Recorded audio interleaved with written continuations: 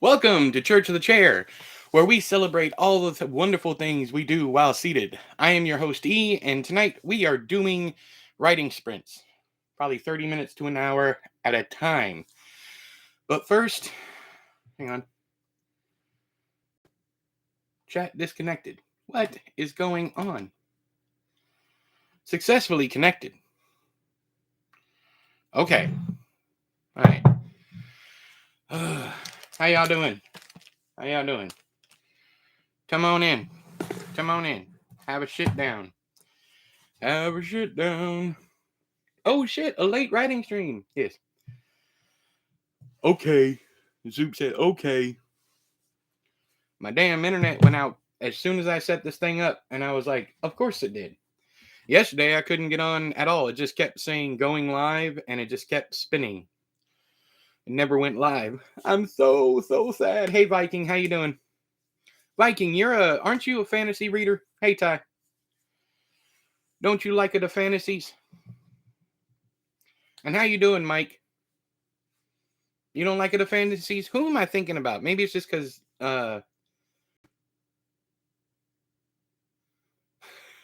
you think it's the best one? Really? Huh. Well, I'm glad the dead dude is having a nice afterlife. Mysteries, thrillers, and horror. I don't know who the hell I was thinking of. I have no idea. I got a gray towel for this side of my face, and I got a red towel for this side of my face. No, I just forgot I had a towel out here already. Yeah, mine should be here. My copies of the dead dude's books should be here this week. Should be. I can't believe it's sold out. How much were they going for?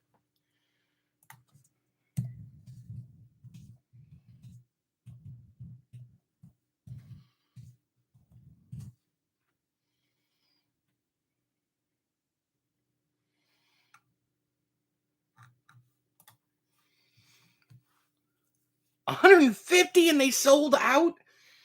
Boy, I don't want to hear anyone ever call me a failure of a writer again. Or the dead dude. The dead dude. Never mind. When I say hook me up, I mean I was able to get one without subscribing to the lettered line. I still had to pay for it. Oh, well, that's cool. I'm glad. Yeah, he emailed me today, told me that all of them sold out. So before it went like, hey J Rod, how you doing? Ooh. Hey J Rod, remember I said I went to the library? This is what I got. A Day of Fallen Night by Samantha Shannon. See, library.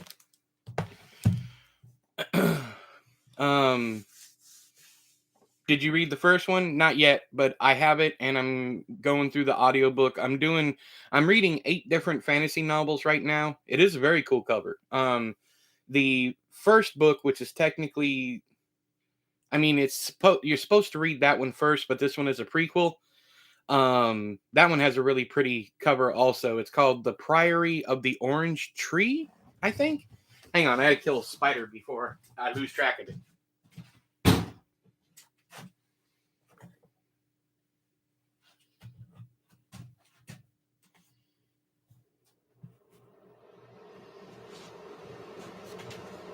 Okay. Fit check. Fit check. I'm not a hot mess. I'm a spicy disaster. Yeah, The Priory of the Orange Tree for those at home.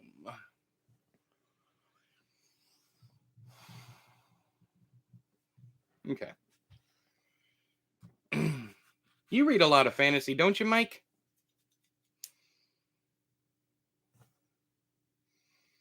Or at least some? You used to? Well, I am struggling with this trunk fantasy novel I wrote. And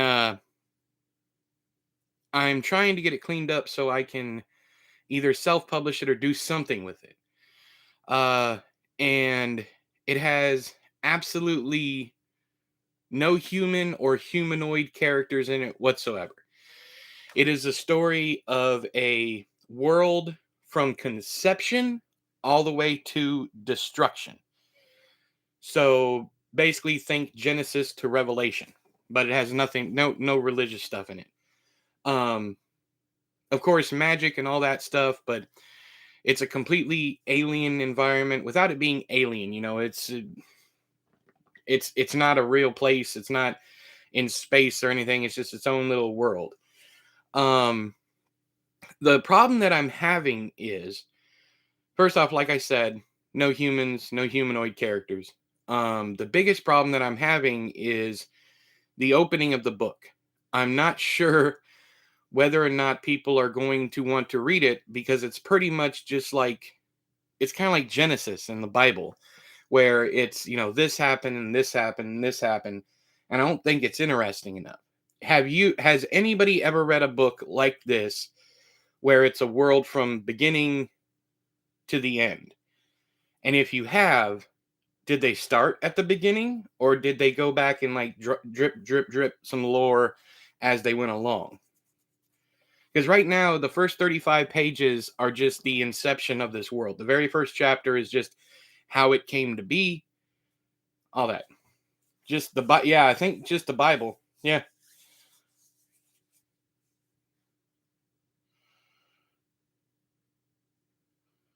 Every single publisher I have brought this book to has said no based on one thing: no human characters. They want at least something recognizable like an elf or a goblin or something like that.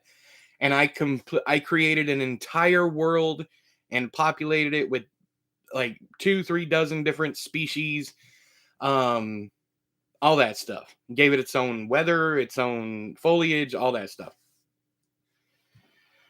Had established world already. Yeah, that's the issue I'm running across. There's nothing. There's literally, I came up with an original idea and nobody wants it.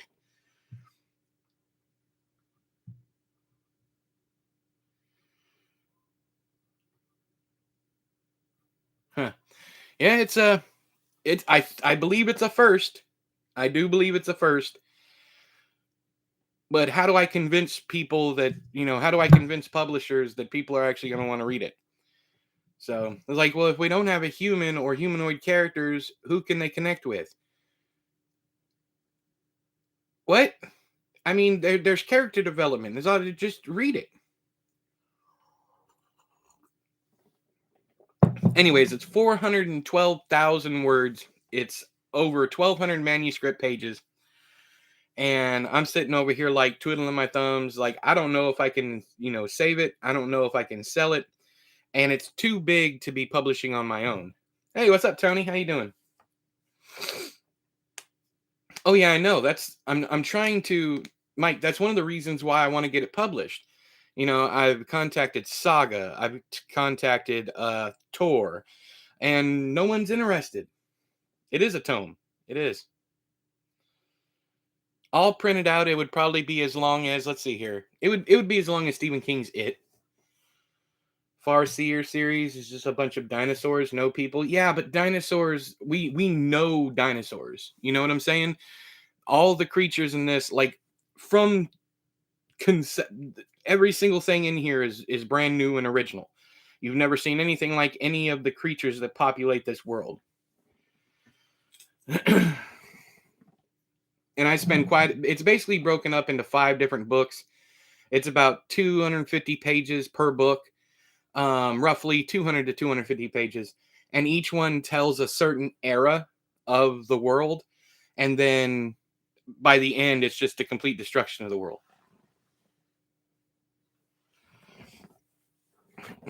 And it's not nowhere close to like the longest thing I've written either, because I have my other project that by the end of it's probably gonna be 700 to 800,000 words. 1,000-page time travel book? That sounds crazy.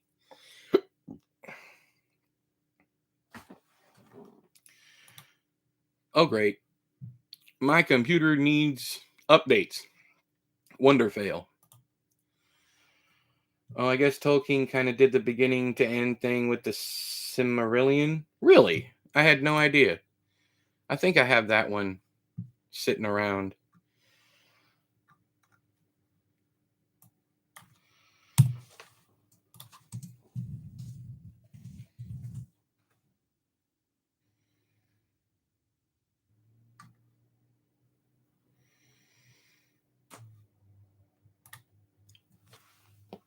Has he not even posted the book?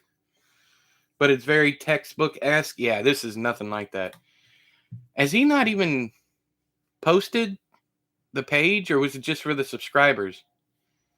Mike. I don't know. It's sold out anyways, so. That's all that really matters to me, is that it's sold out. What's the googly eyes for, Ty? Ah, okay. Just subs. It was listed. I don't even think I know what the cover looks like. Can you shoot me an email, Mike? Oh, the 7 to 800 words book. Yeah. Yeah. That one, and that one, I can't find a publisher for that one either, and it's broken up into a 3-book series. So I don't know, man. Oh, he hasn't posted any of the cover art for any of them? That's interesting. All right, well, I guess I'm just going to be surprised just like everyone else. I have no idea.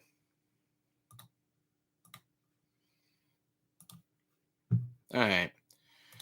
Let's see here. Blank document. Brand new. Well, not blank document. I got to do the other thing. All right.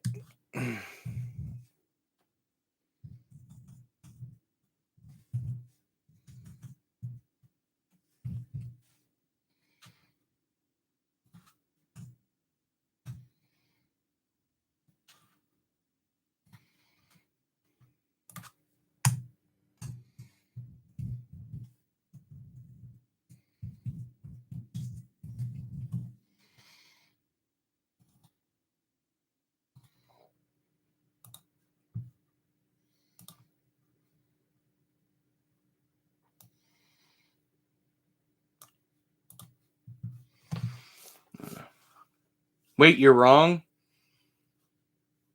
Okay. Thank you for the email.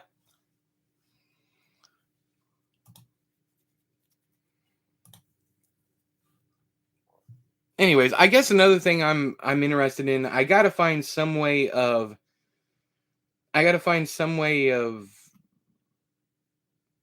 making publishers aware that people want to read this book, especially from me. So, I don't know.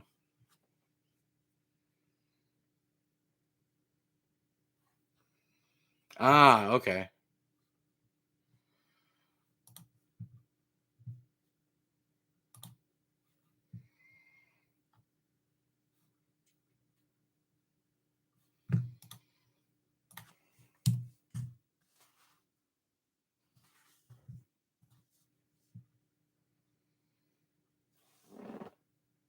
Oh, that's interesting. That's really cool though. I like that. Still can't believe that thing sold out at $150 a pop. Screaming cacti lettereds. Hmm. That's gonna look cool though. I am definitely gonna keep my copies of those. Also, I don't even have a copy of that book. So in like any format.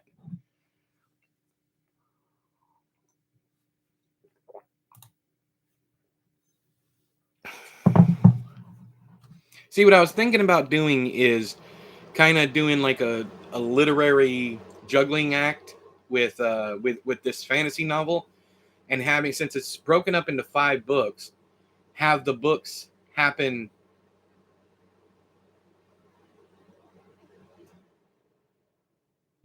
Did you sell me your last copy? If it was that book, then yeah, probably. I do that all the time. I mean, they're not really, not how can I put this, stuff like that. Like, I don't collect my own books.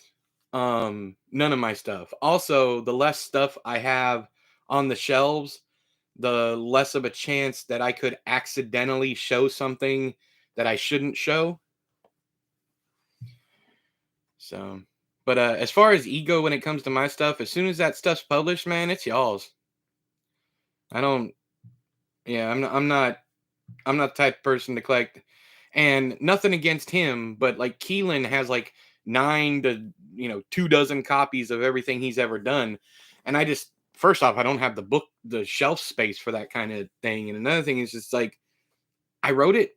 I know, I mean, I've kept some of the really, really pretty ones. Like, hang on.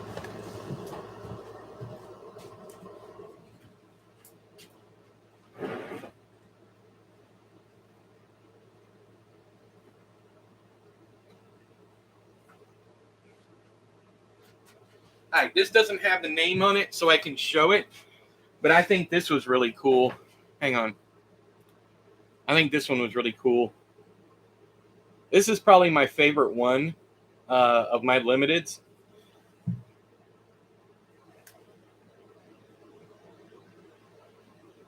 Yeah, the Diablo. Yeah. I really, really like this one.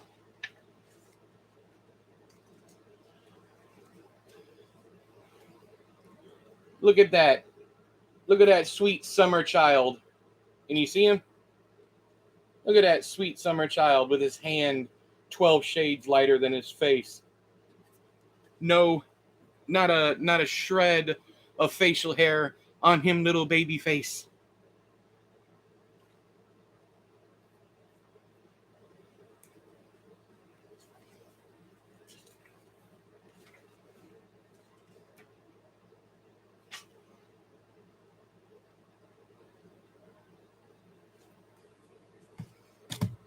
Ugh. At Mike.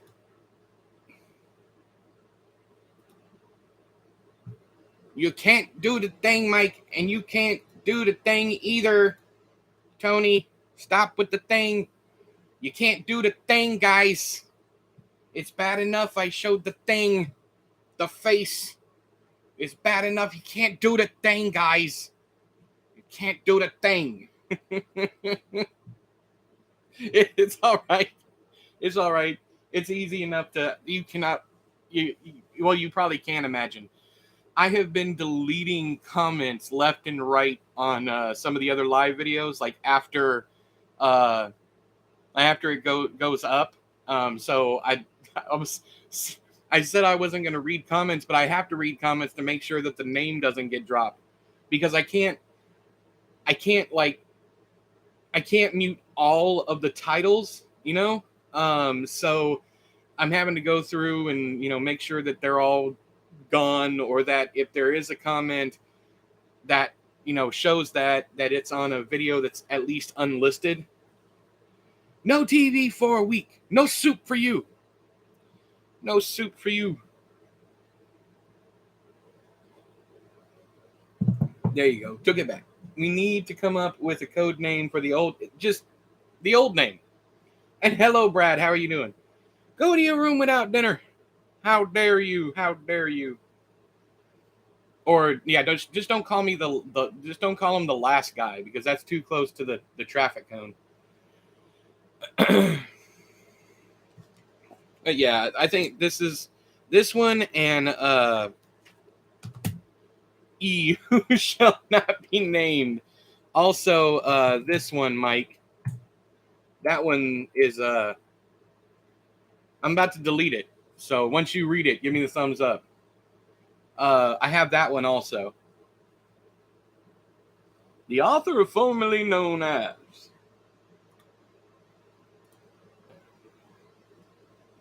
E, of which we do not speak. This is the truth, the truth.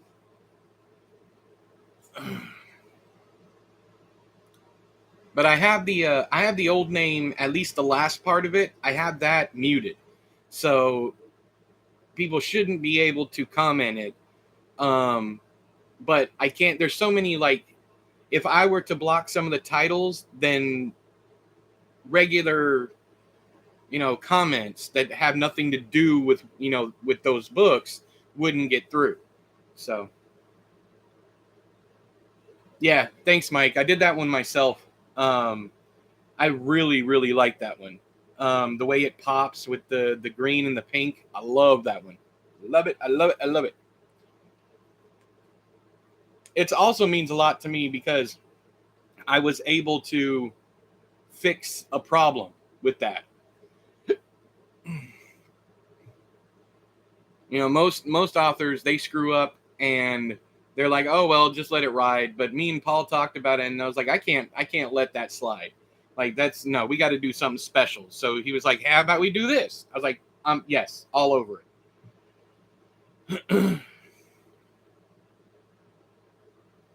I want to show you guys the cover I made for this fantasy novel so bad, but it's got a name on it I can't share. I mean, I guess I could. Hang on, let me do something real quick.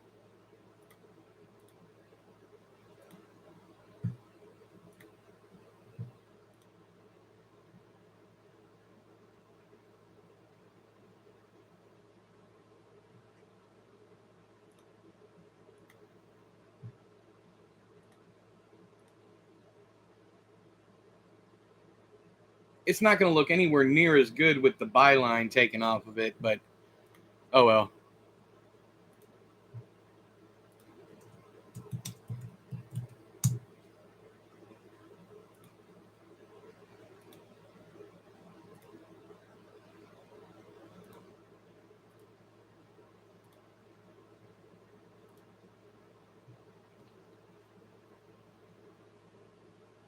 Just not sharing it yet. We'll see what happens. I'm slowly whittling down my Thunderstone book collection, but I'm holding on to all the Dead Guys titles. Appreciate you, E. Bachman. Yeah, is it the thumbnail for this? No, no. It is not. Hang on. I got to email it to me.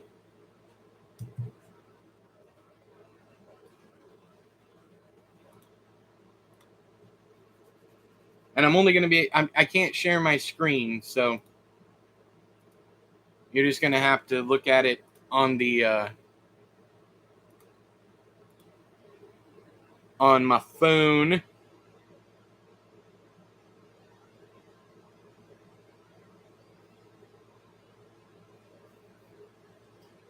And this is probably not going to be the final cover, but I make covers for myself just as motivation to continue working on something. But I don't know if you guys can see that. And all it says underneath the title is a novel.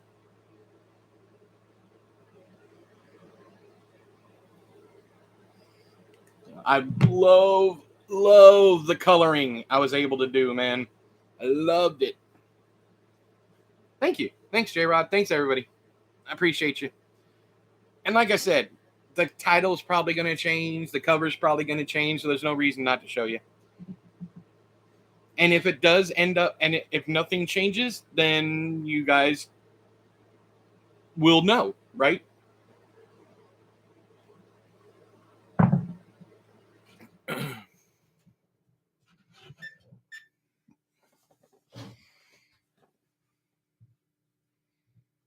No, Mike. Literally, the reason why we do it is because it could be a collection of stories. It could be it could be nonfiction. It could be any number of things. But a novel lets the reader know that this is one contained work.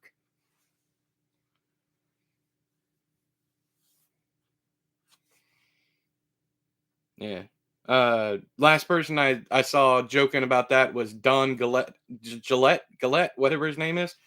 And I was like, no, there's a reason why we do it there, bub. There's a reason for why we do it. Hadn't thought of that. A novel has confused me too. There is a reason. There is a reason.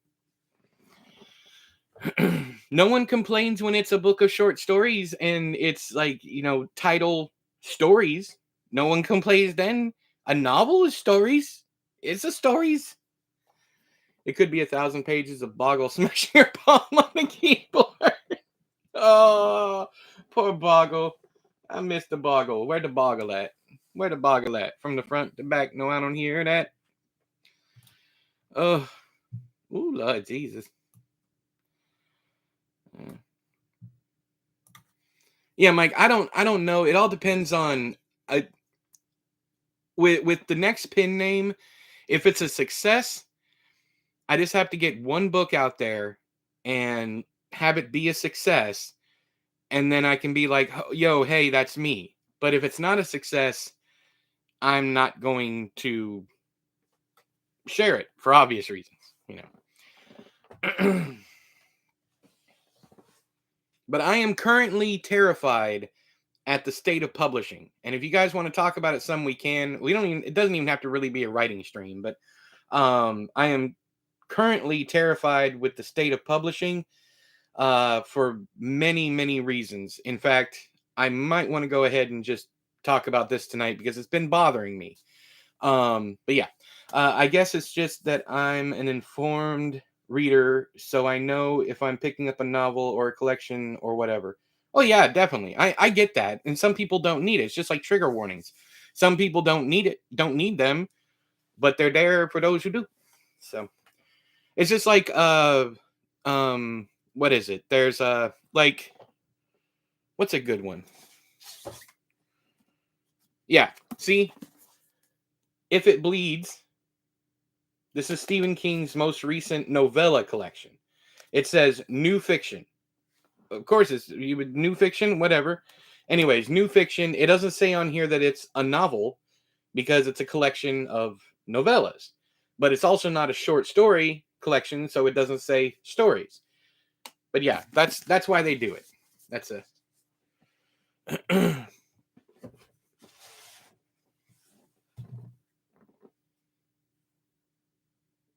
hang on. I might have. I don't have to go, but I might have step away for a minute. Give me a second.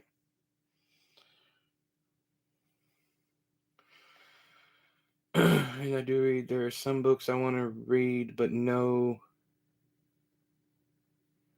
to read when I'm in the right. Yeah, I'll still read it, but yeah, yeah. I love that cover. Which one? If it bleeds. I've always liked that cover. The one, the one in the UK was hilarious because it looked like Michael Jackson moonwalking and getting Thanos snapped. Hilarious. But yeah, um, sorry, I'm distracted at the moment. I'm waiting on a reply. Yeah, if it bleeds, yeah, I like that. I like the cover. Yeah, little kitty. Come on. But I love how the nose is a rat. I really love that. You're the only other person I've seen that recognizes that about the UK cover. I even did a video on it because I thought it was so damn hilarious. Hee hee. There are some great stuff. I really enjoyed that one. Nowhere near his best novella collection, but I would say it's probably top 3, maybe top 4. Hang on, what are we dealing with here? Um, of course, Different Seasons is number 1. Got to be number 1. Um, Full Dark No Stars is my number 2. If It Bleeds would probably be number 3. And then what's it called? 4 Past Midnight. Yeah, that's back there on the back end. Hearts in Atlantis would be 4, and I think the final one would be 4 after. Yeah, Different Seasons is the best one. I didn't think he had that many. He has 5, one for every decade that he's been writing. Yeah, I like Mr. Harrigan's Phone. I liked Rat. I like Chuck's Story or The Life of Chuck, whatever it's called. And If It Bleeds, I like all the stories in there. I really liked Rat because it Stephen King doesn't believe in writer's block or any of that stuff. He calls it superstitious nonsense. But in that story, he deals with someone who's going through writer's block. And I think it's just a testament to how well he writes and, that he can write anything, no matter if he's dealt with it or not. Yeah, a lot of people feel that way, Tony. All right, I got to go. Give me about 5 minutes. I should have taken care of this beforehand, but I'll be back in like 5, maybe 10 minutes. Okay? I'm going to mute y'all.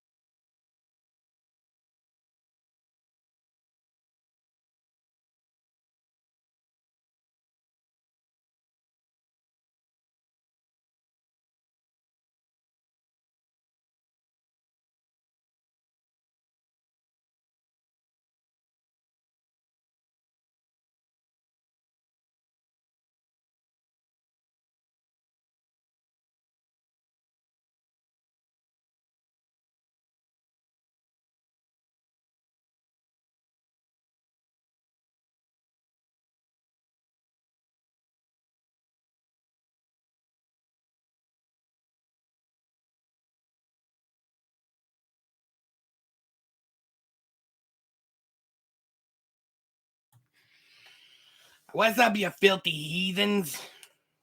I'm back. Back in black. I hit my sack. Oh, Lord, my tummy's all whack and I cut loose.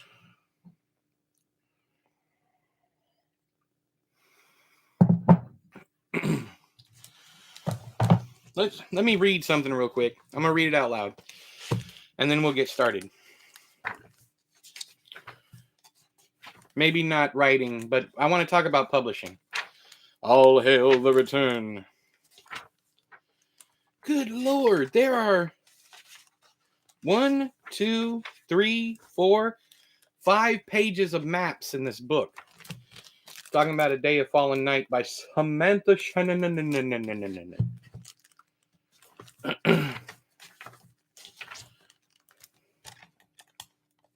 This just really caught me.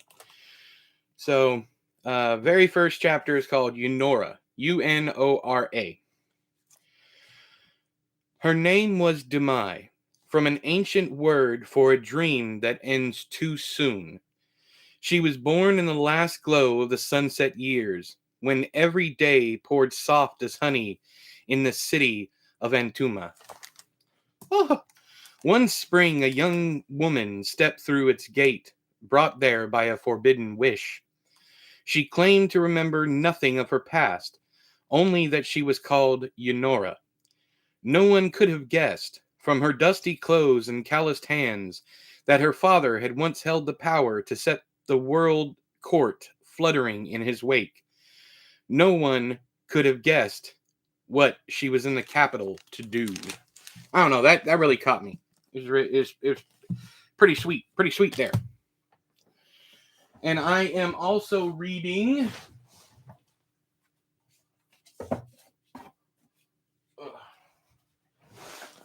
this one, Black Leopard, Red Wolf. This has got some of the best writing I have ever read, period. Hands down, over and done with. Amazing, amazing book so far. Okay, so let's talk about publishing real quick. So in my opinion, indie publishing is no longer viable. It's gotten to a point where it's not that the market is saturated with garbage or any of that stuff, but it's gotten to the point where their ebooks especially aren't selling anywhere near as well as they used to.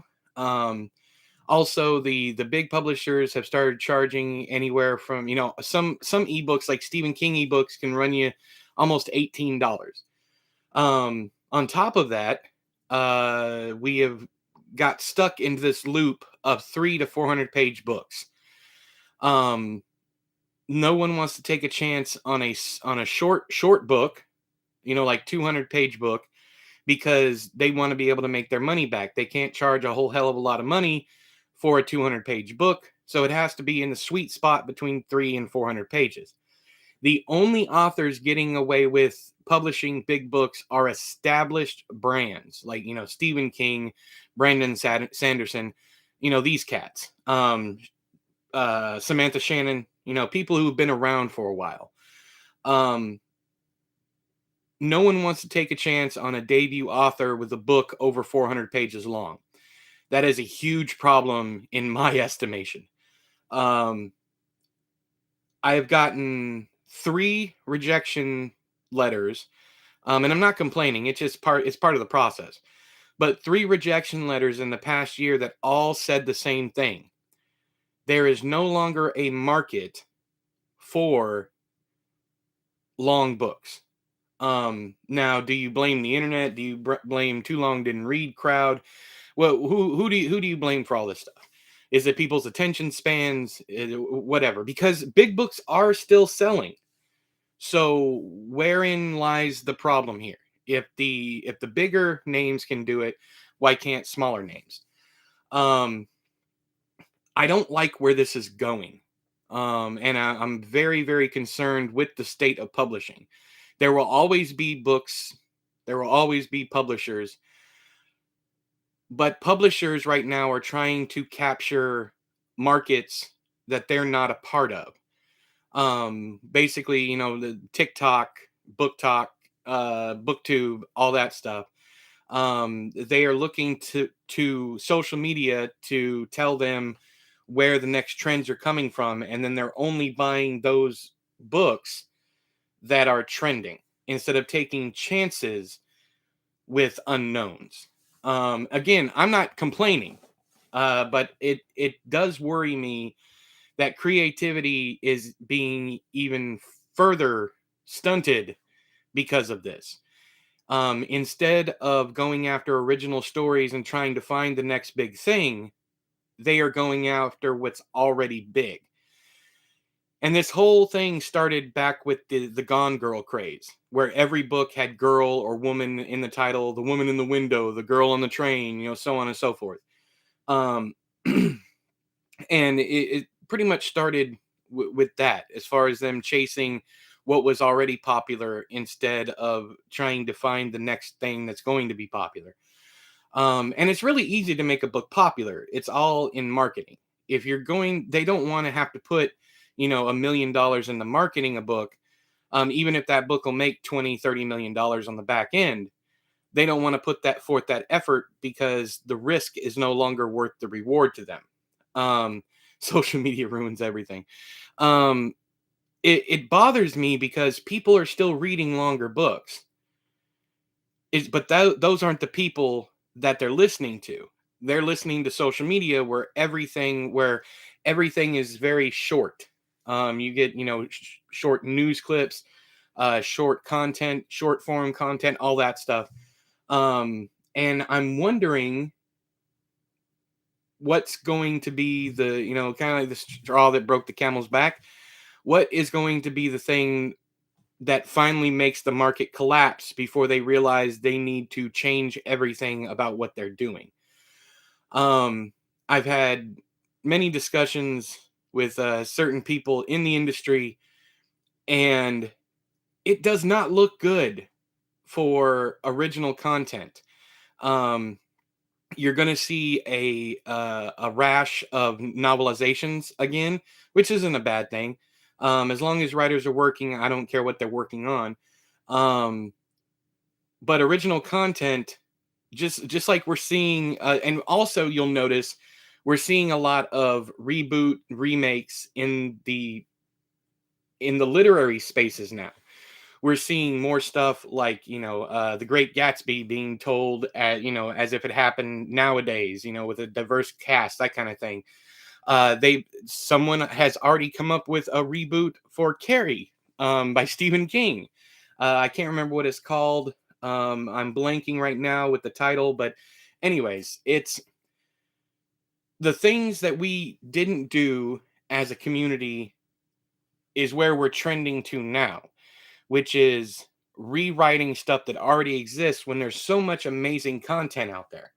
At the same time, the indie world is full of creative content, but nobody's buying it. One of the reasons why indie books are dying is because of disposable income. We're running right up against the wall with people not having enough money to consume the product that they love, and at the same time no one wanting to take risks on new stuff for the same reason, because they know they want the dependable instead of the new. They don't want to do the risk. They don't want to take the risk to make the money. I have to believe that Brandon Sanderson's insanely successful Kickstarter had to shake things up a bit at Tor.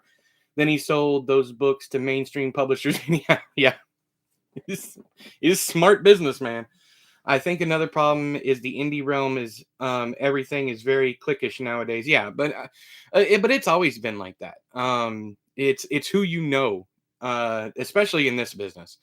It's always been about who you know, and it's especially that way now. If you know the right people, if you're in the right circles, if you rub elbows with the right people, you're good. And especially the horror community has always been community over quality. It's always been like that. I've been in the community since the mid '90s, And it's always been like that. And even before that, it was always cliquish. Seems worse now, at least to me. Maybe I just notice it. Yeah, you notice it more because of social media, honestly. But it was always like that. One reason I gave up on Thunderstorm is that it has all, yeah, pretty much. Yeah. Yeah, I get that. But again, at the same time, you have outliers like me. Paul is still publishing people like me. So and Paul doesn't care what name I write under. He doesn't care. He knows it's going to sell, so he publishes damn near anything I send to him. So while I agree with you, at the same time he is still reaching out to people who don't follow the ass kiss chain. But yeah, I'm very very worried about publishing. I'm worried about where we're headed. I'm worried about where we are right now. If and it's not that people aren't reading. It's publishing is trying to tell people what they want to read instead of just letting the natural course of things, play out. And to an extent, it goes like that. It's cyclical. Um,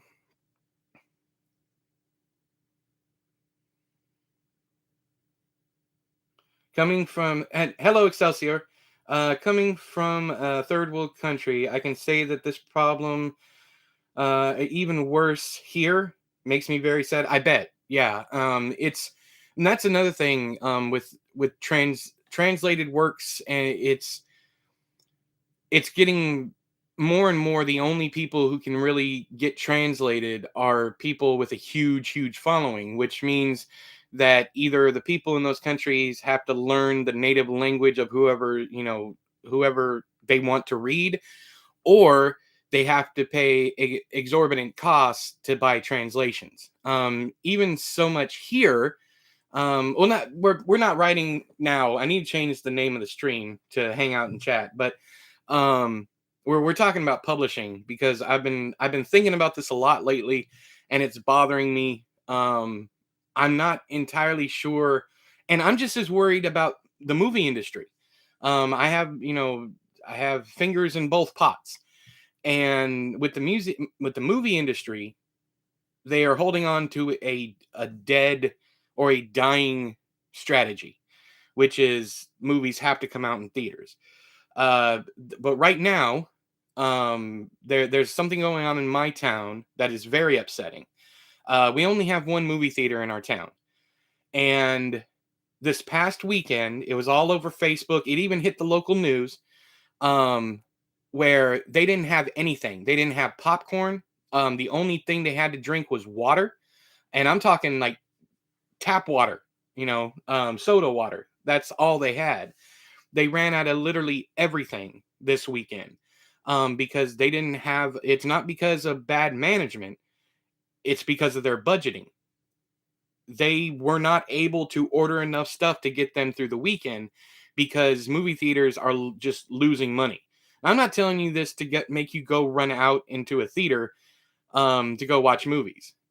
I, what what I'm getting at is there's a problem, especially here in America, where the old guard does not want to change anything to make it better. And so people are doing more things at home and cutting costs where they can. And unfortunately, where they're cutting costs is where a lot of me and my friends are making money, which is in the creative market. If people don't have disposable income, they're not buying books, they're not going to the movies, they're not, any of these things. And this is very minor when you look at like the economy overall here. Um, but it's only going to get worse. So I've been trying to figure out a way. I'm trying to figure out a way to capture the market and kind of change the way things are being done. I'm gonna be doing some tests. I already have one test up on the channel. The flash fiction I posted. You guys will be getting a lot more of that. Testing free content that is ad supported. And the only problem I see with that is with paper books and with ebooks. How do you do ad supported content like that without ruining the reading experience, if that makes sense? Like, I don't want someone to be listening to an audiobook and then all of a sudden have to stop, and listen to a minute ad or 15-second ad or whatever, and then start over again. Um, what I was thinking is the ads up front and ads in the back end, and then nothing in the middle. But even that, is that too much? I mean, but this is where we're headed, guys. I don't like it any more than anyone else, really. I don't want to have to, buy books that have ads in them, but at the same time, that's where we're heading.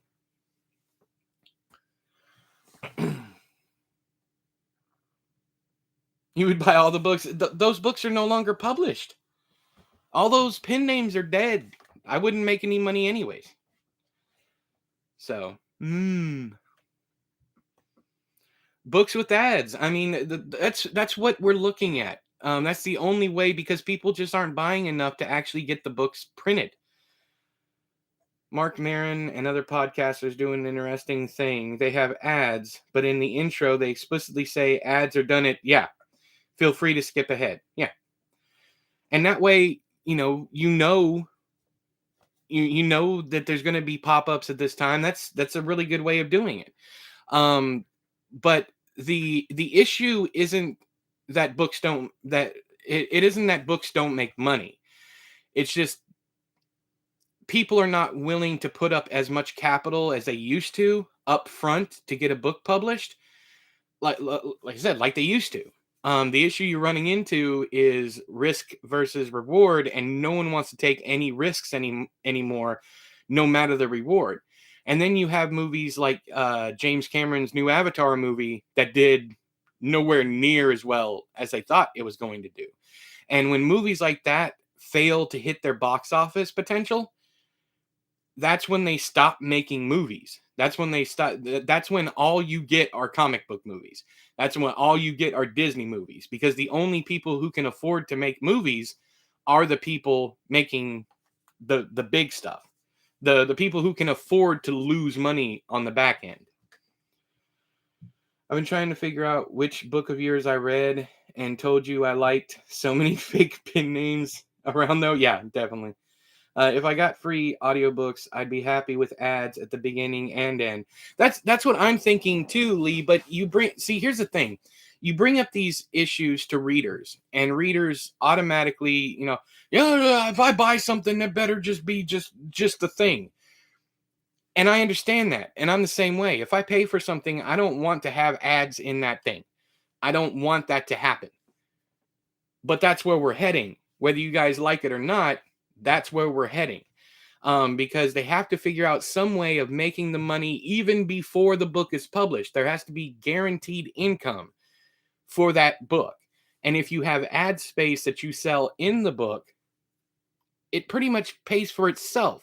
And then all the rest of the money that's coming in from the sales of the book is actually actual profit. And that's how we get back to risk, to publishers willing to risk. Yeah, everything's expensive. Yeah. It is. It still made over $1 billion. Yeah, but I mean, how much did the how much did the movie cost? Anyways, it didn't. I think it did half of what they were expecting to make, which is fucking ridiculous. And the only thing we're missing now is ad supported. We have ad supported movies. You got Hulu. You have even HBO has an ad version. I think Netflix is toying with an ad version, where you get a discount on these things if you're willing to sit through ads. With YouTube, everything is monetized now, no matter whether or not your channel's monetized or not. They're running ads on content that doesn't that those channels do not have monetization, and that's where we're heading. Everything.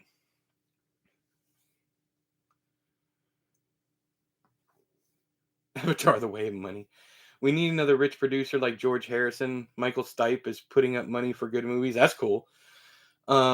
Google says over 2 billion now. Yeah, but if you have the money it took to make the movie, and then you have the money, it took uh to market the movie, and then you have the money it took to distribute the movie.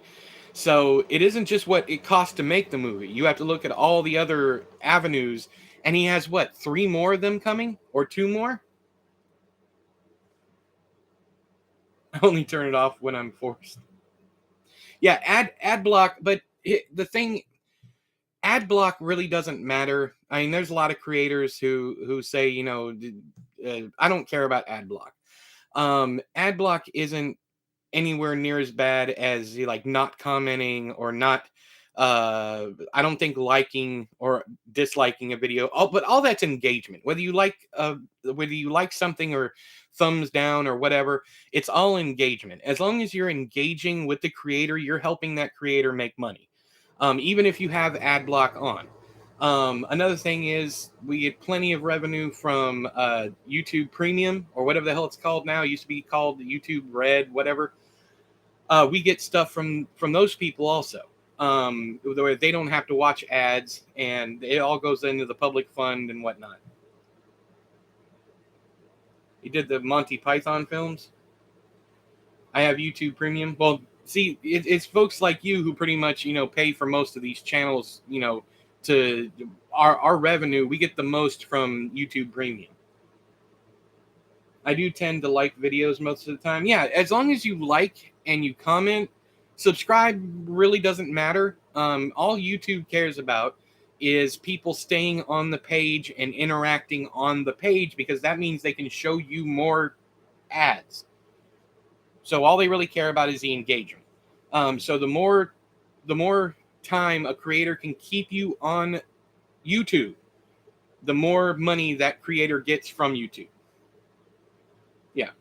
Well, liking helps just as much as commenting. So I mean, even if you downvote something, it's the same exact thing for the algorithm if you upvote it. It's kind of like Amazon. Amazon doesn't care whether the reviews are good or bad. They don't give a shit. If you're selling a lot of books, they are going to keep pushing that book even if it has majority 1-star reviews. Subscribe function is basically dead right now. What do you mean, Excelsior? I'm not a huge fan of advertising, but I've accepted it's how the internet works, so I deal with it. Yeah, but that's, like I said, that's where we're heading. Everything is going to be ad supported. So moving forward, what do I do as an independent creator who doesn't have a community of creative people working with him? What do I do as a creative person to make money? And that's where we're heading right now. And that's what I'm scared about. Because if I can't publish books because no one's buying the books that I'm writing, and I'm not making the kind of content that, is daily here on YouTube, what do I do for, and it's the whole ecosystem that I'm worried about. Cover creators, formatters, editors, proofreaders, beta readers, all these people are going to be without. And that's what I'm concerned with. And then at the same time, you have free content with AI. So not only are you fighting people not having money, but also having this other thing over here that's 100% free. And I'm not talking about pirating. I'm just talking about stuff that's free on the internet, period. You can watch Crackle, Tubi, all those things for absolutely free. You just have to sit through ads. Yeah, even with premium, most of my channels put a HelloFresh. Yeah, I see a lot of HelloFresh ads. That and Raycon.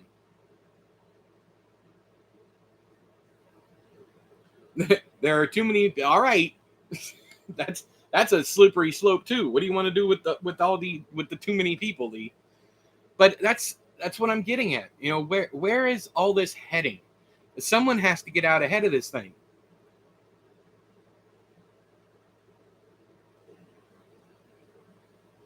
No, the ads on Tubi aren't bad at all. Whenever we do the Sunday cinema over here on the channel, yeah. Jake, How's that going to be the first thing you say when you come in, talking about eating other folks? But I know you guys are joking, but I'm dead serious. It's scary time to be doing what I do. Um, one of the reasons why I had absolutely no problem killing off the old name was because it just wasn't selling anymore. People weren't buying it. Uh, I think we sold. I think at the most we might have sold 30 copies of We Are Legend when that book came out, and that's just insane. And then I had my Patreon supporters, and I was making more. I was making more money on Patreon, even though it wasn't going into my pocket. It was going to books and producing all that stuff. I was making more on Patreon every month than I was making off selling books. So it behooved me to. That's probably not the right word, but it was better for me to just release Patreon exclusive content than it was to release it, wide. It's crazy. Just wanted to announce my presence properly. Yeah, okay. You done did the good thing. Yes.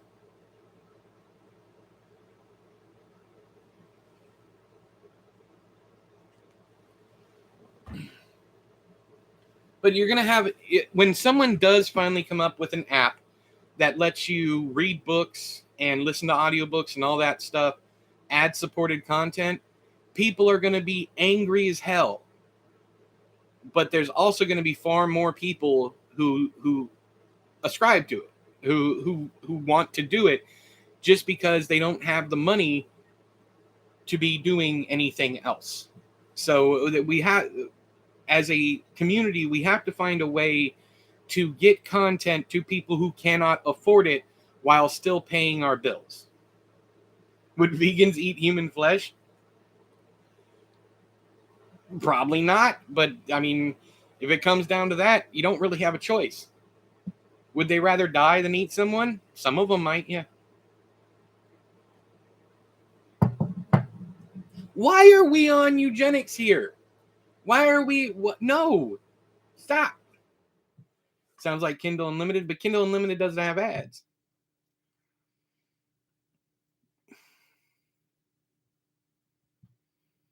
What my idea is to literally give my books away for free and have some kind of ad supported content.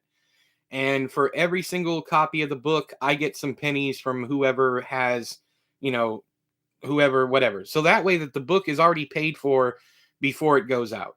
That's my idea. Just so we can get people. Hang on. Most people that buy Kindles get the ads. Ah, okay. I had no idea. I don't buy Kindles. I use my phone.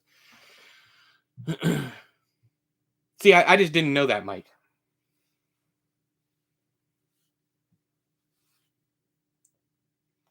Yeah, no more cannibal talk or sterilization or any of that stuff.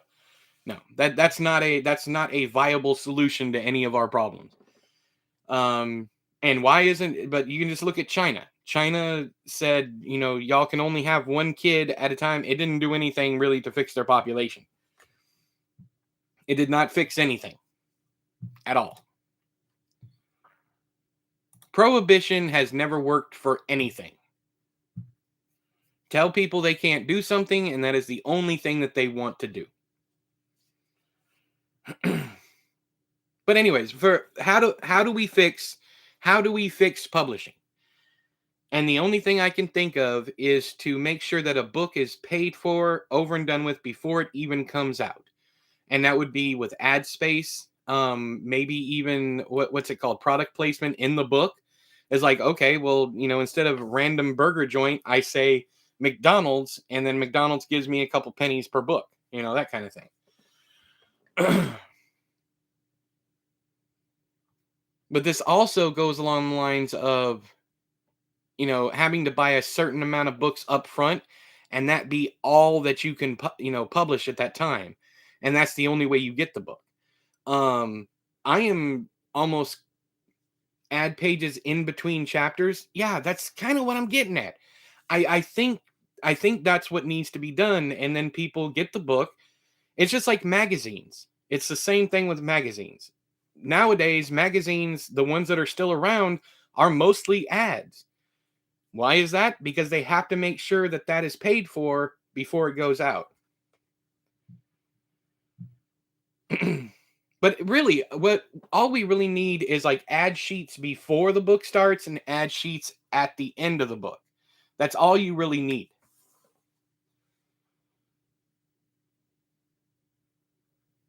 I understand you hate it, lazy, but how else are we supposed to make money? No one wants to pay $35 for a hardcover these days. No one wants to pay $15 for an ebook. So how do creatives make money if not going with what is making money?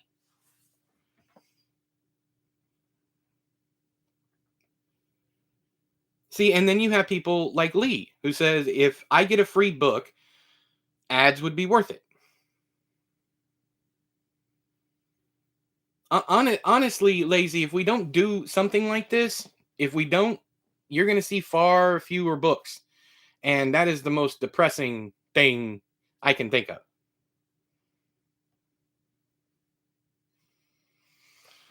Old books in the 70s had ad pages, usually for cigarettes. Only problem is it destroyed the book if you ripped them out. Yeah, I know.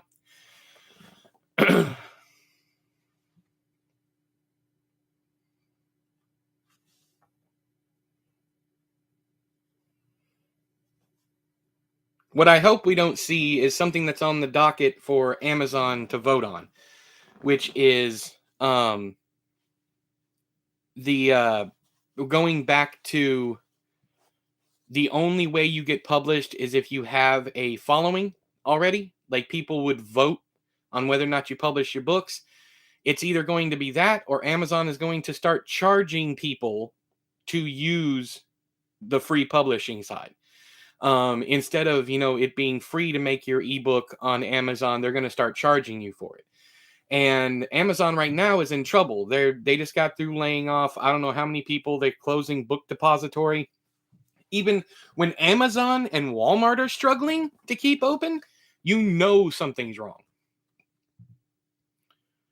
Yeah, exactly, Mike. That's basically what I'm talking about. But you wouldn't have ads for your stuff. You would have ads for other things.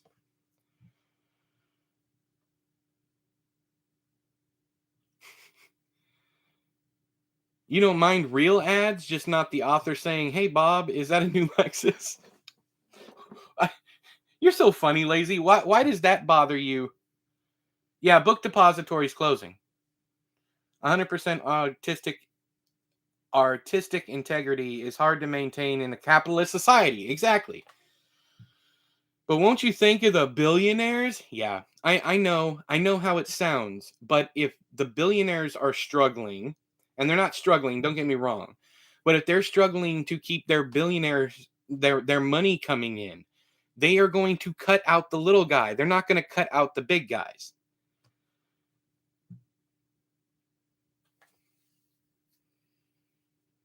Well, it's not just that, Mike. It's not just the insane international shipping. It has some to do with that, but a lot of the problem is just they're losing money hand over fist. Ever since they had to switch over and have a contract with UPS and USPS because the postal service couldn't do their prime shipping anymore, they have been in dire straits ever since that happened. And again, they are not going to change the way they do business. They are just going to start shutting things down and charging for stuff that used to be free. Finds a soda in the sand, picks it up and drinks. That's some damn good Pepsi. I thought you didn't buy from Amazon, lazy. If you bought from Book Depository, your money's going to Amazon because they own it.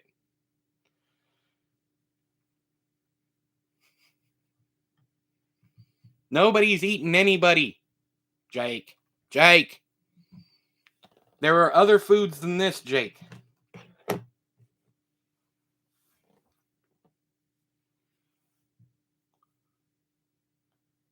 Did not know. Yeah, well, but that's the problem, right? No matter where you go and spend your money, you are giving money to a corporation that you don't like. No matter what corporation it is, because there are no more singular organizations. There's not just Amazon. You have Amazon, you have Amazon Essentials, you have Thomas and Mercer Publishing, 49 South or so at 42. I can't remember what it's called.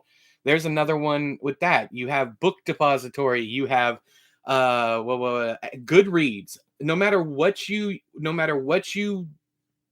where you go, you are giving some kind of money to a either shady or what's it called? Anyways, no matter who you're buying from, they have ties to someone who does something horrible. Abe's Books is not it. They are not their own entity, but they are not owned by Amazon yet. Oh, it does own a stake. Hang on, let me check.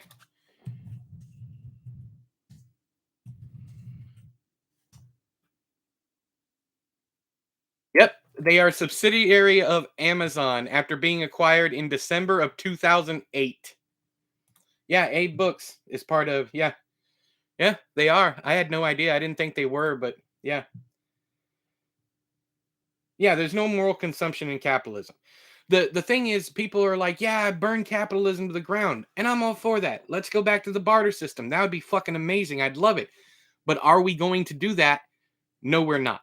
So you either change with capitalism or we end up like Rome. And both of those things are a real possibility right now. Either we help the machine to make sure that the machine can still operate, or we let the machine destroy itself, and then where do we all end up?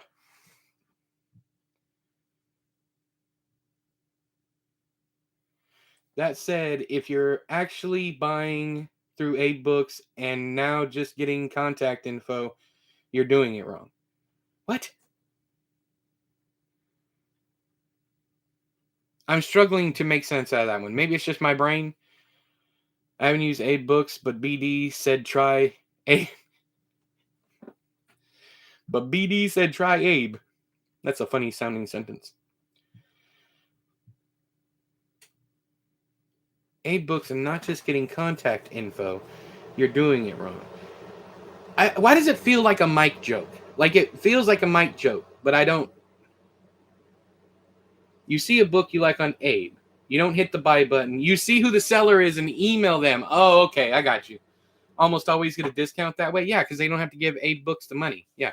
It's just like why eBay doesn't want you, have outside messages. Because you see it on eBay and you message the seller and you're like, hey, can we work this out so we don't have to pay eBay fees? There'd have to be a massive global catastrophe for there to ever be a chance of doing away with capitalism, something like a worldwide reset. Yeah, it's not going to happen. Either we're going to have some kind of huge EMP, EMP disaster, a fire sale kind of thing, whatever. Either that's going to happen to reset us to bartering system, or we're just going to have to deal with it. This will end up in cannibalism again. I hate capitalism just as much as the next sane person, because no matter what, at the end of the day, people get screwed over in capitalism. Um, when you value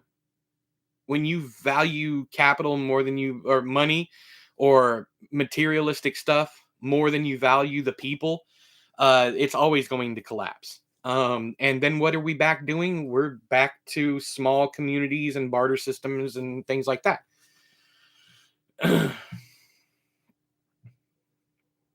Yeah, just go to the third party site. Yeah, buy directly from them. I do the same thing, um but seriously, what do we do to fix this situation? Because no one in publishing is trying to fix it. What they're trying to do is they're throwing all the money at the people who already established. Have have we really tried eating seaweed first? Y'all a trip, I swear.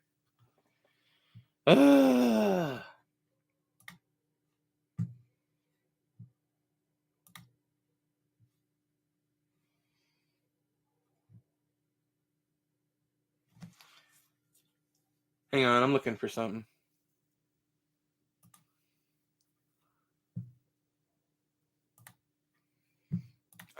Okay. Ugh.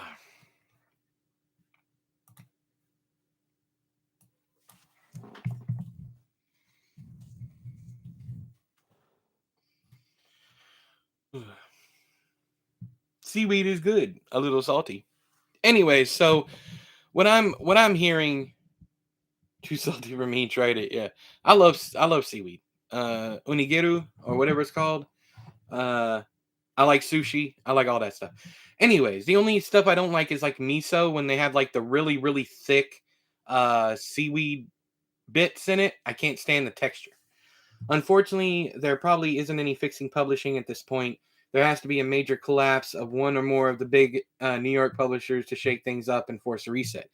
And we're heading in that direction. If Simon and Schuster, if the government does not approve Penguin Random buying and merging with Simon and Schuster, we're heading for a collapse because these companies can't survive on their own anymore. And they did it to themselves. That's the worst part. It was their own greedy asses that did it by charging $15 to $18 for a fucking electronic file. All ebooks, no ebook should be over, I would say, $7. No ebook should be, there's no cost to stock it. And that's where the majority of, the money goes to when your publisher is storing your books. And crickets, we can eat crickets. Yes, we can. I like crickets. Especially like barbecue or salt and vinegar crickets. Oh, they're so good. I've seen ebooks more expensive than the physical. Exactly. Exactly my point. And the reason why they're doing that is because they want to kill digital media. Why? Because digital media is easily transferable. It's easy to go, hey, let me just email you this book. It's really easy to do. You can't do that with a physical book. You have to mail it, and people have to wait for it. And or you might as well just go buy your own, so on and so forth. Grasshoppers aren't too bad. People buy them. They do. But also, if you see something that expensive, it's usually because they don't want you buying it. Way of Kings ebook was sold for 10% of the minimum wage. God damn. Jesus.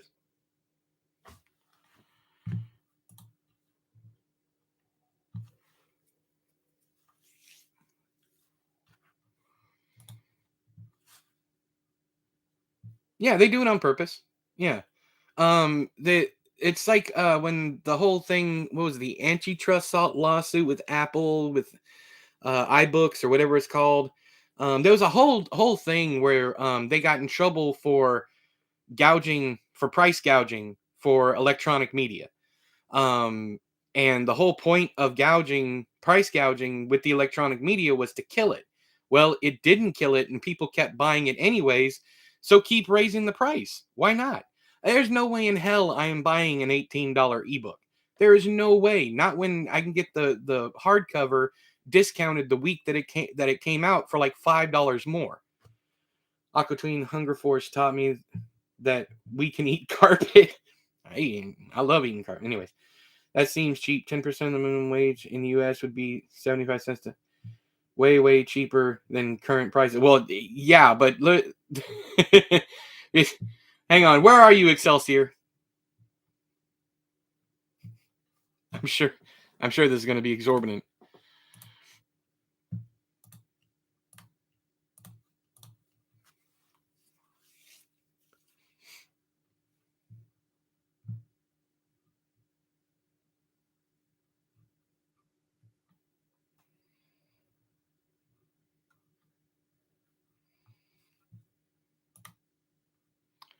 I'm waiting to find out where Excelsior is. Yeah, it's the equivalent of $100, right? I knew what Excelsior was saying. It's ridiculous. It's just like in Mexico. So, the lowest I could possibly charge for an ebook in Mexico, the absolute lowest I can charge is $35. Now that comes out to something different in pesos, of course. but the lowest I can charge is $35. I have never sold a single book in Mexico. I don't even know why it's an option. Moves to Brazil. Yeah, we've thought about it. We really have. And all from what I understand, all drugs are legal. Is that right, Excelsior? All drugs are legal? Like you can't sell it, but yeah, we don't calculate per hour here. Yeah. I think it was Brazil that decriminalized not at all. Where was it? Um let's see here. Brazil or someone legalized like all drugs and their crime rate fell by like 92%. All legal here, you don't get caught. Uh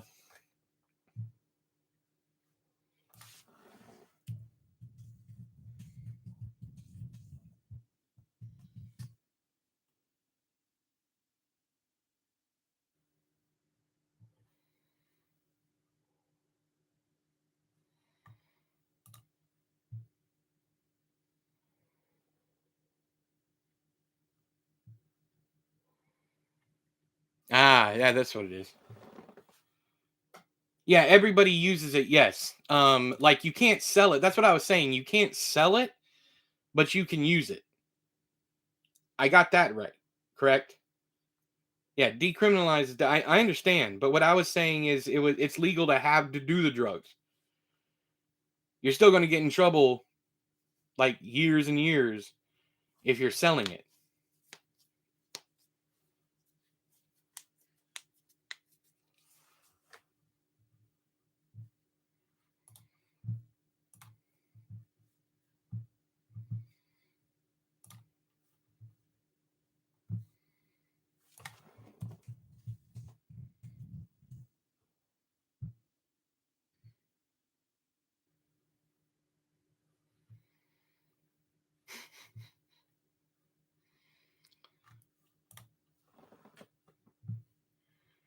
Anyways, so I guess what I'm working on now is a way to get my books into people's hands where I can pay the bills and people can read for free. That's what I'm working on to give you a little insight in where I'm heading. Um, Not really. It's still a crime using it, but only if you're black and poor. Man, it's like America then. And where the hell am I thinking of? I know someone.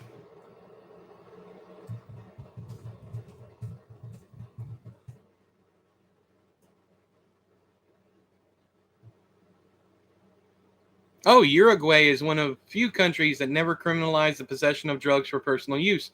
Since 1974, the law establishes no quantity limits, leaving it to the judge's discretion to determine whether the intent was personal use.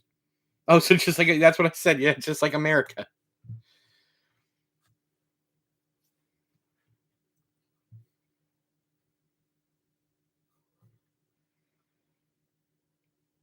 Is it Portugal? Yeah, it's Port. Never mind. I'm sorry. It's Portugal. Portugal took a radical in 2001. It became the first country in the world to decriminalize the consumption of all drugs. That's who I was thinking of. Anyways,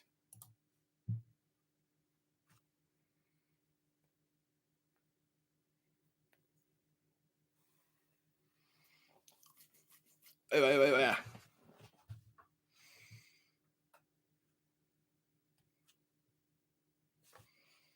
know, I burned my finger.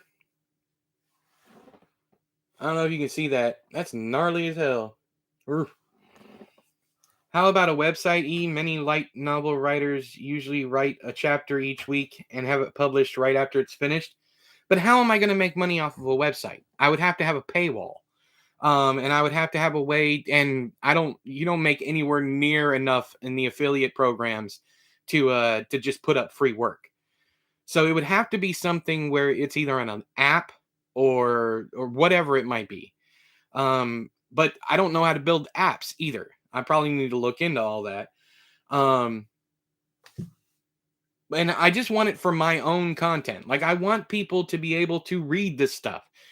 And I don't want there to be any kind of, yeah, ads in the website. I get that, Excelsior, but the issue with that is you don't make enough money off of affiliate programs. And I don't the only way you can make money off a website with affiliate programs is if you do that stuff you like go to certain ones where every after every paragraph there's an ad, and then there's pop-up ads, and then there's a video that plays in the corner and all that shit. I don't want that. And that's really the only way that you can make money off of an affiliate program, unless you have something like 1 million people coming to your website every single day, and I'm just not that popular. So how do I give away my content and still make money? That's where I'm at. That's what I'm working on. Because someone has to change this business. And even if it's not me, someone has to figure out how to get people who are broke to read new books. And if we had something like Netflix for books or Hulu for books or whatever you want to call it, if we had something like that wasn't, $10 a month, if we had a free version that had the newest stuff, I think we'd be onto something. But there are going to be too many holdouts, too many people upset. And I just want to tell people right up, the library, but libraries are dying too, dude. Libraries still have to have the money to go out and buy the books.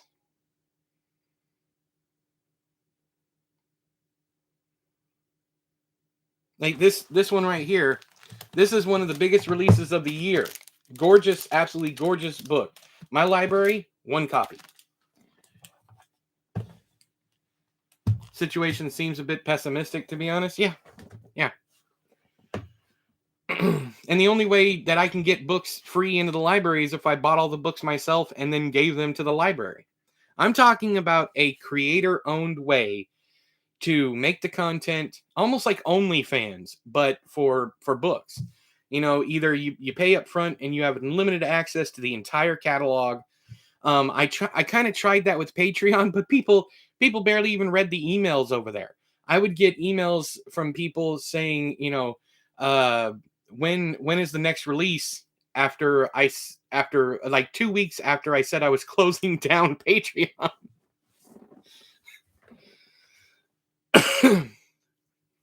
Yeah, engagement is very tough. People just don't read the emails. Usually this is what I found on Patreon. Most people set it and forget it. They set it and they're supporting the person that they want to support, and they never check on any of the posts, the emails. At my highest, I had 71 Patreons. At my best, as far as engagement, I would get 10 people reading the posts. And that's when I was posting serialized content every single day over there. Please ignore why haven't you? I haven't even been over there, man. You need to go cancel your pledge, because I can't close down the fucking site until everybody cancels.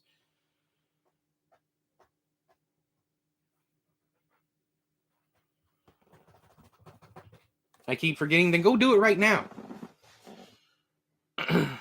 Also, Paul wants Lady Falls, so I'm not sure what I'm going to do about that.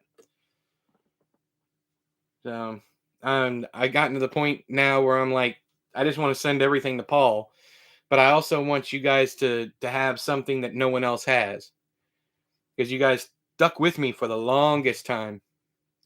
I just can't keep up with that place anymore. If I had some way where I could have someone else ship out the books, I mean, it would have been perfect, but it's whatever. But once again, Patreon you have to pay up front for. I want something that is completely free to use. Completely free.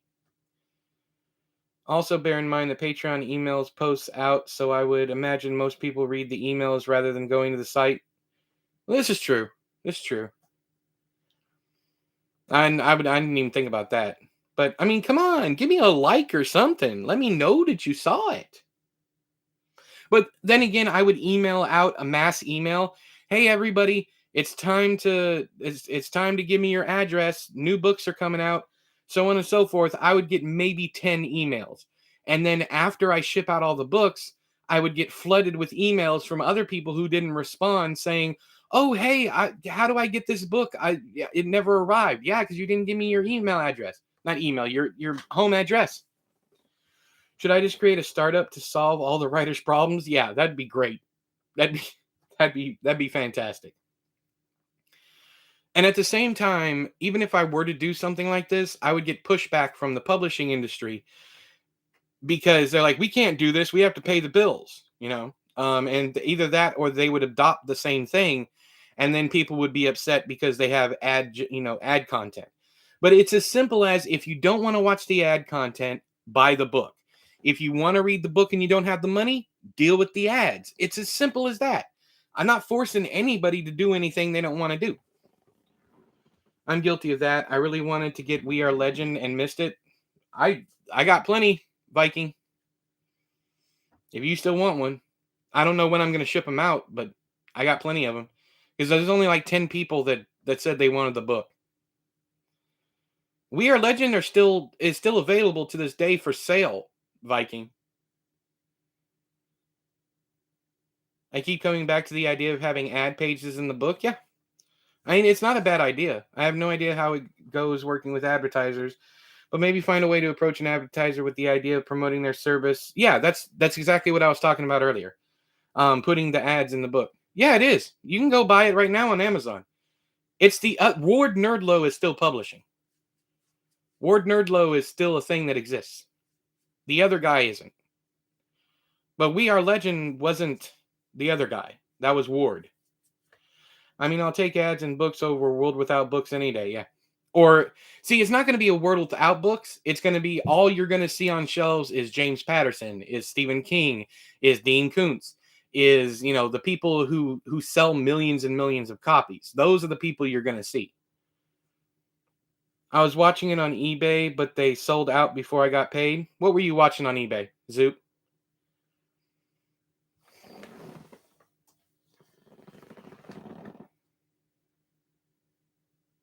Yeah, I'm saying ads in the front and ads in the back because I'm a reader too, lazy. I don't want ads in the middle of the book or every few pages.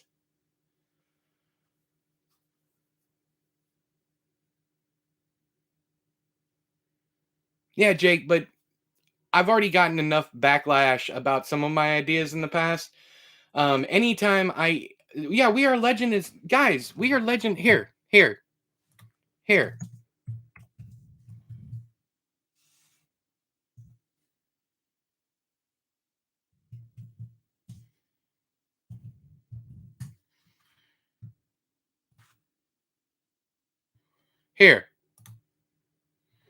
Don't move a muscle.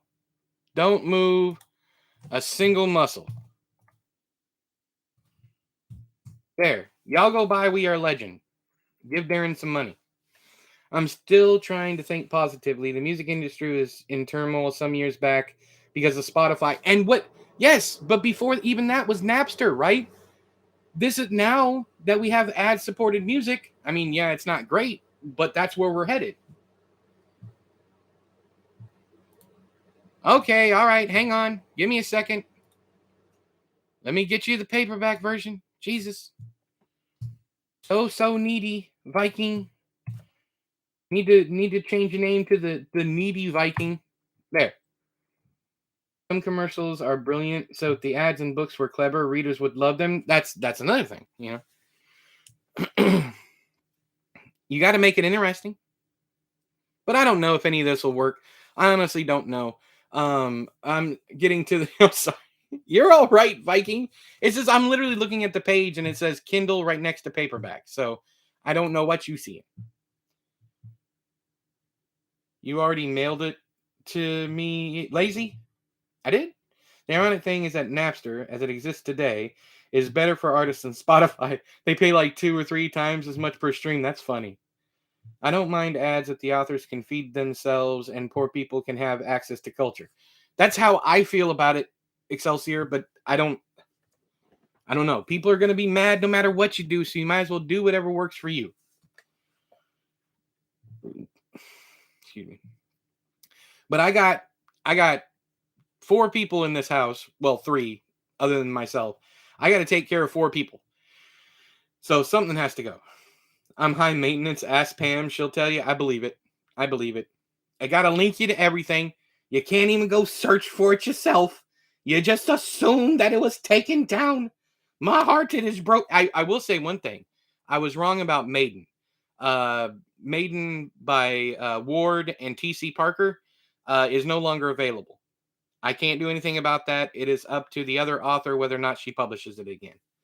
I feel it needs to be stated that the vast majority of authors are not doing it full time. He is a bit of a rarity in that regard. Yeah, and I'm not just doing that either.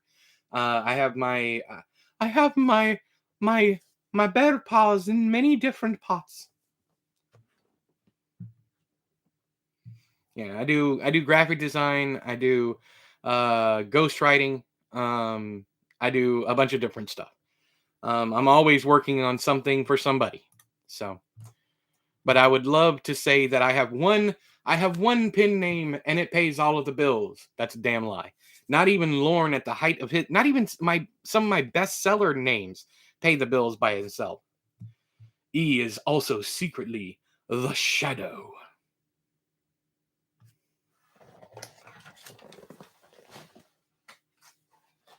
You found out my true alias.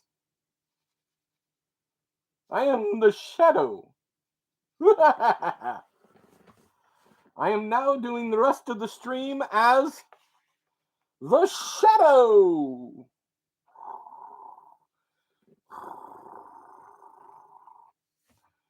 Ooh, this is musty. Ugh. Ugh.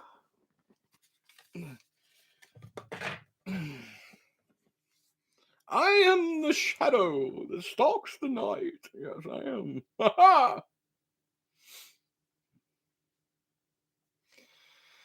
Oh, I love you guys. Got a Eye Wide Shut sequel looks lit. Yeah. Uh, there. Ordered. Ordered. God damn it, Viking. Yeah. Darren, I'm gonna tell you right now. Darren sends his thanks because that book just ain't selling. Jim Hines sends out a survey to authors of every year about income and posts the anonymized results. It's always an interesting read. Yeah. J.A. Conrath used to do the same thing. I don't have high hopes for publishing right now, and I really want to be wrong.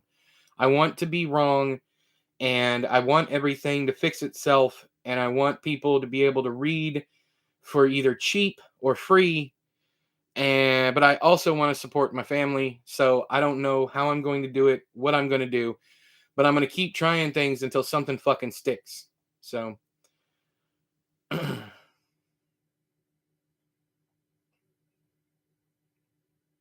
feel like I got the weight of the world on my shoulders at the moment, and I'm not even the only person worried about this. There's whole companies, with hundreds of employees that are terrified, about paying the bills next month. So it's not just me, and I'm gonna be all right for a while, but yeah, some scary shit.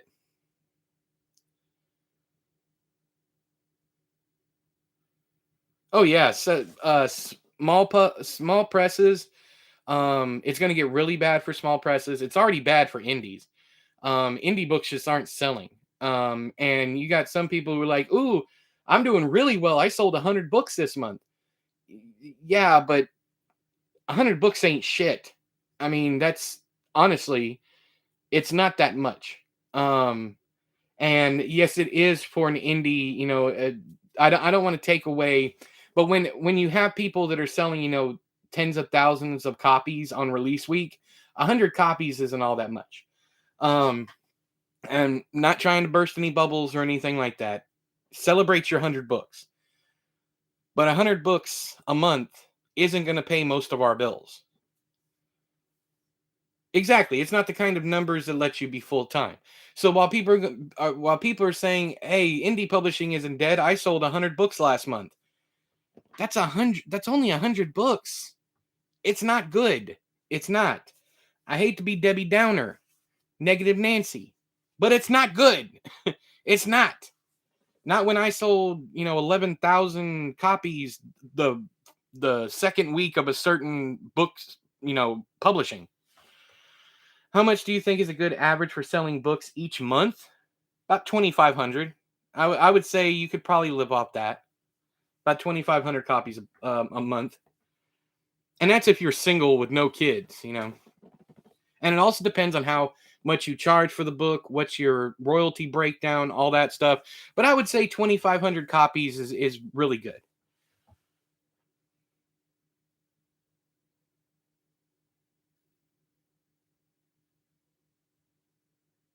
Yeah, they should have went up. You're right, Chad. I mean, it's just it's bad all over. It's bad for everyone, and I'm not sure how to fix it. Not that it's on me to fix, but I would like to get out ahead of this thing before we finally see some kind of fucking collapse. I mean, that's why to be completely honest with you, that's why I shut down the whole publishing company that me, Darren, and TC were working on because the books just weren't selling. And before we were just about to bring in outside authors when I called it quits because I was like, this is not going anywhere good, guys. I mean, we sold, I want to say the most we sold of any book, maybe 50 copies. And that was release month, which is ridiculous. That's fucking pennies. You know, you're putting anywhere from $2,000 to $5,000 into every single release, and you're only making back about $200 to $300. That's no, that's not a way. That's not a way to go. Everyone, go buy some of Chad's book. Yeah, go buy this one right now. 3 Smile Mile. Go buy it right now. But that's another thing, you know, I also saw a shift while I was doing my review when I was doing the reviews pretty steadily. I saw a shift because I have an affiliate link. Even the books that I enjoyed that I was like telling everybody you got to try this book. Even the books that I would rage review would usually go sell books. People would go click on the book and go buy it for themselves to read it for themselves. That dropped by 50% last year. And it just, and then it trickled down to where I had maybe only 10% of the people who watched the video would actually click the link when it used to be like 50%. And there's something going on.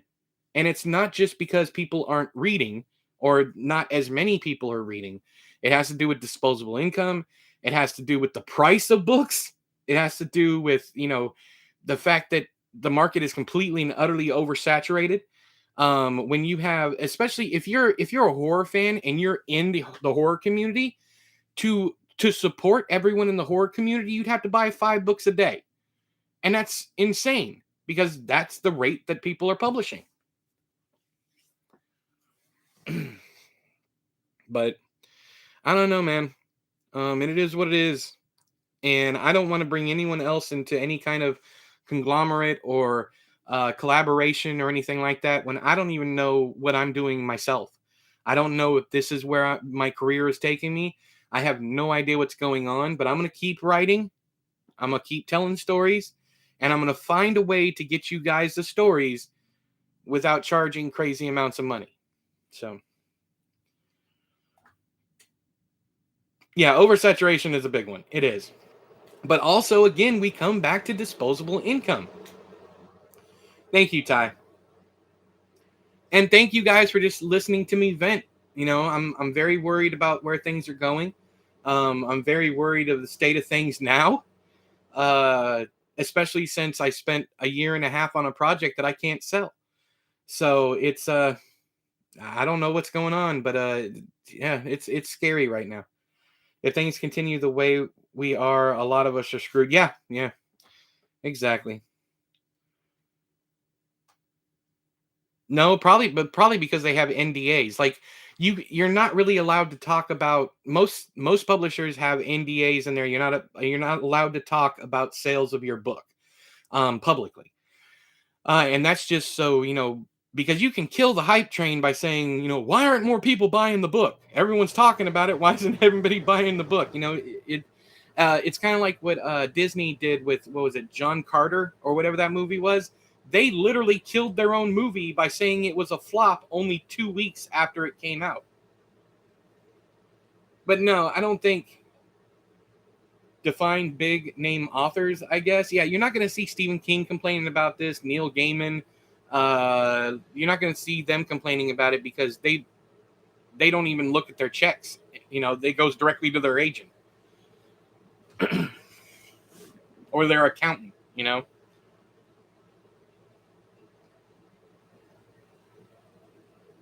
The only way you're going to hear Stephen King talk about this or someone along that lines, James Patterson is complaining right now because he didn't hit the bestseller list.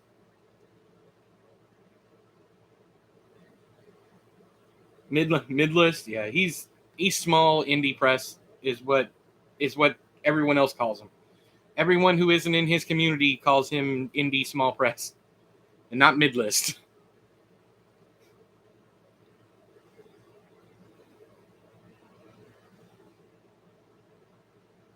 Or they just say, "Wait, who are you talking?" To be fair, they did the same thing with me. So I'm not picking on Brian. It's just nowhere near as big as some people like to make it out to be.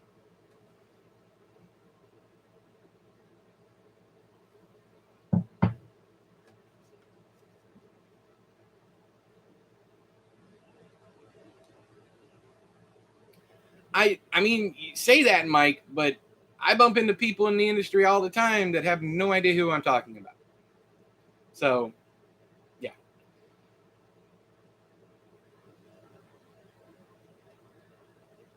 I mean, he has plenty of recognition in the smoke. He likely hits that.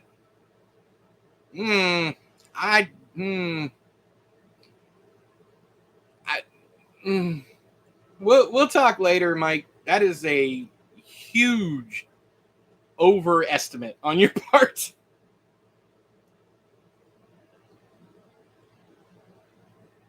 I don't know about the coming years, Jake, but right now I know the only people who are getting books published have to hit certain milestones. Like the book has to be between 70 and 120,000 words. Some of them are even between 90 and 120.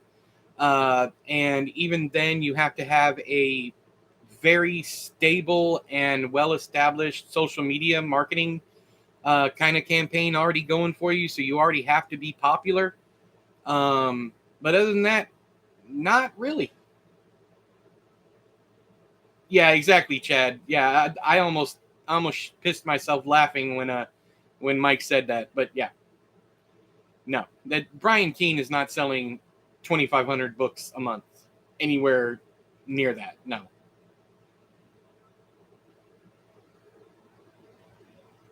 If he is, I'd love to see it. I'd love to see it. But no. Yeah. Um. But yeah, I mean, but that's kind of what we're dealing with. We have people think that they're doing well. We have misconceptions. I will say it that way. Say it nicely. We have misconceptions in the community of what is doing well and what isn't. Success is, of course, subjective. I mean, if you feel successful moving 100 books, good on you. Keep doing what you're doing. But as far as supporting your family, no one is supporting their family off of 100 books a month. No one. But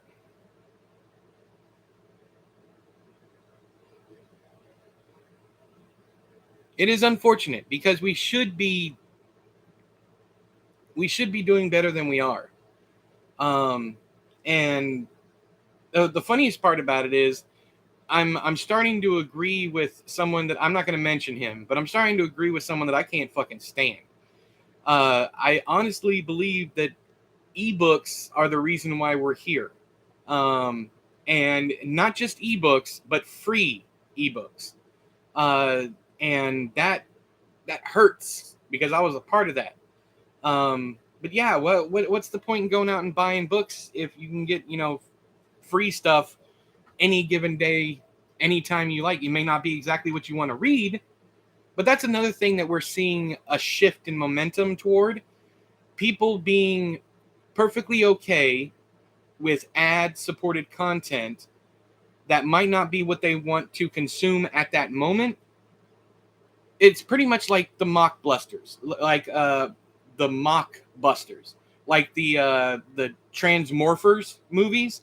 Why did anybody go watch that? Either they thought it was Transformers, or they didn't want to wait. They didn't want to pay money to go see it at the theater, so they went and grabbed Transmorphers from Blockbuster. We're in that zone. You have people who are willing to settle for certain content that they can get for free, and those people are no longer going to buy even the cheap content because they have the free version available.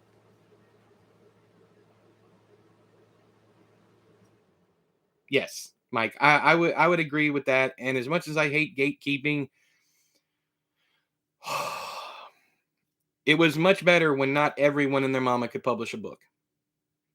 So, um, is it better creatively that now so many people can? Yeah, it is. But at the same time, I don't want to read 50,000 words of unedited garbage. Uh, so,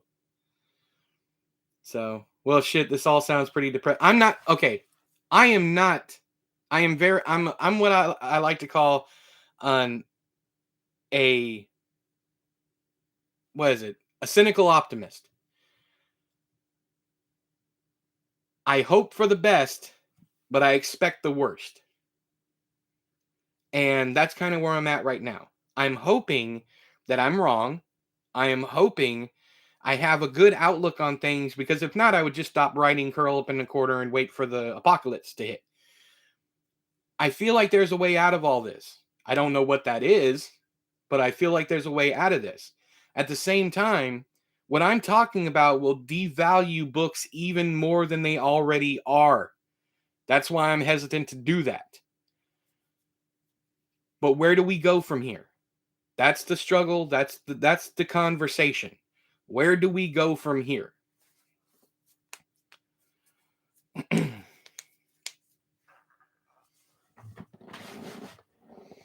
But seriously, when you have, for every one good book on Amazon, there's 1,000 pieces of unedited garbage. Someone's just raw dogging brain on paper. Them just raw dogging the page, and then throwing their STD slathered manuscript all over Amazon. For every one good book we have 1,000 piles of trash. And I'm not talking about a book that you just might not enjoy. I'm talking about unedited trash that has never seen an editor, and it has, like, it's a book about about a community of dwarves, and the cover is of an old grandmother sitting in a rocking chair on her porch because that person took the picture themselves because they couldn't afford a cover. That's what we we have now. Chat GPT books. We're getting close there. But that's another thing I'm talking about. People will settle for a story told to them by an AI if they don't have to pay for a real person to write them a story. Well, that too. That's what Sinister Grin. That was literally Sinister Grin's entire business model. Make sure the cover is pretty, and the book will sell. And for a while, they were right, until everyone realized that Erin couldn't edit herself out of a paper bag. I never want to read a story written by an AI. I've thought about the only way that I'd do it. The only way I'd use any of these AI things is if it was a man versus machine, person versus machine kind of thing. Like, Chat GPT, write me a story about this, and then I'll write it also, and then we'll let the community vote on which one was better. The sad thing is, we both know the editor problem isn't limited to self-pub, though. This is true. This is true. Small press and even the big boys.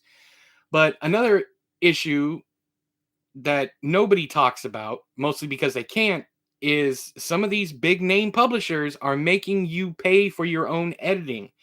You have to have your book edited yourself before you submit the final one. The Amazon books you described reminded me of a certain YouTubers that start with an O. I don't know who you're talking about, but yeah. But I'm not trying.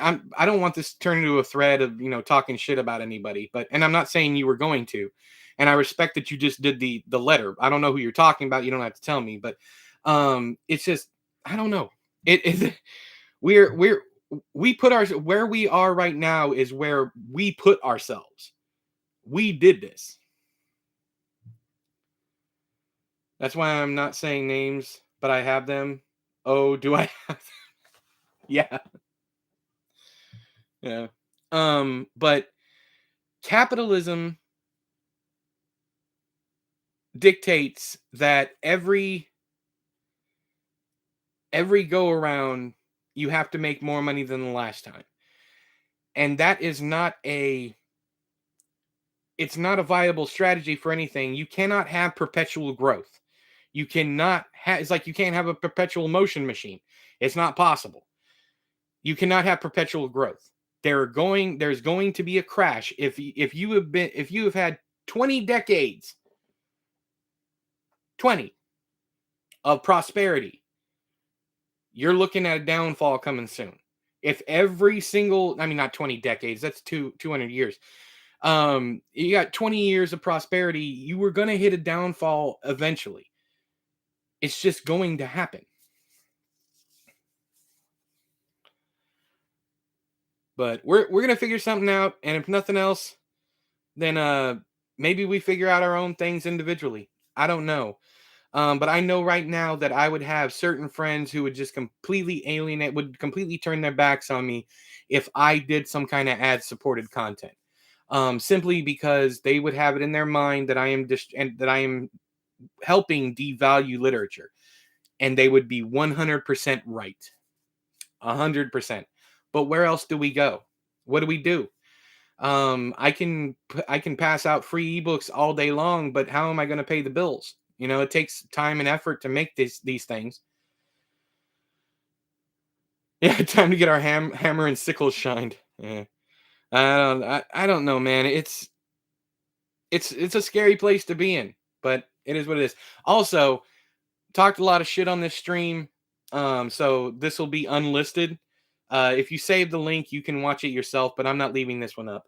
I'll be delisting it as soon as we get done here in the next 4 minutes, because I got to get up and move around. Now that I'm not smoking, I forget to get up and move around. It is not going to go well for me when I finally do get up out of this chair, which means I should probably just go ahead and go. Writing stream tomorrow, relatively early. Hopefully, I want to get up about 6 o'clock. I'm probably going to be writing all day long because I want to get deep stuck into this new project. Thank you guys for hanging out with me. Thanks for talking this out with me. I think we have ideas to work off of. Maybe not. I don't know.